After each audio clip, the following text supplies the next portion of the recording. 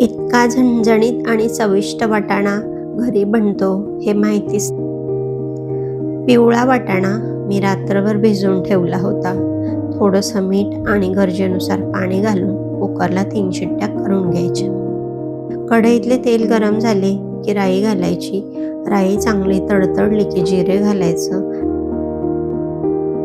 3-4 कढीपत्त्याची पानं, एक बारीक कापलेला कांदा,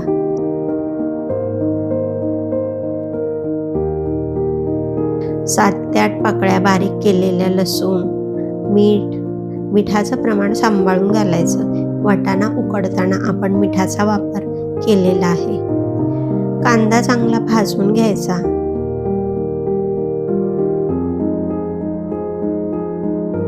कांदा चांगला भाजला गेला आहे. आता एक बारीक कापलेला टोमॅटो घालूया. थोडंसं परतून घ्यायचं. टोमॅटो लवकर शिजण्यासाठी 2 मिनिटासाठी झाकून ठेवायचं. टोमॅटो मऊ झाला आहे.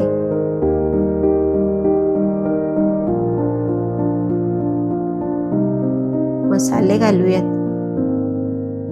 हळद, लाल तिखट, कांदा लसूण मसाला, धना पूड आणि थोडासा काळा मसाला घालायचा.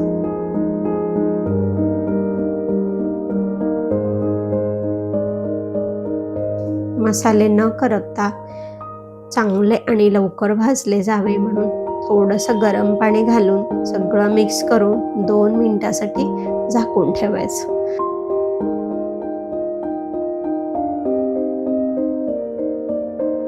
दोन मिनिटांनी तेल वेगळं व्हायला सुरुवात झाली आहे. टोमॅटो आणि मसाले चांगले भाजले गेले आहेत.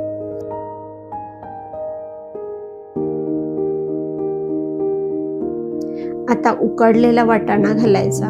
गरजेनुसार पाणी घालायचं.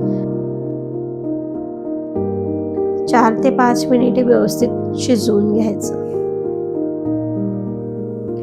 वरून घालायची बारीक चिरलेली कोथिंबीर. झणझणीत वाटाणा तयार आहे. भाकरीसोबत किंवा पावासोबत मस्त लागतो.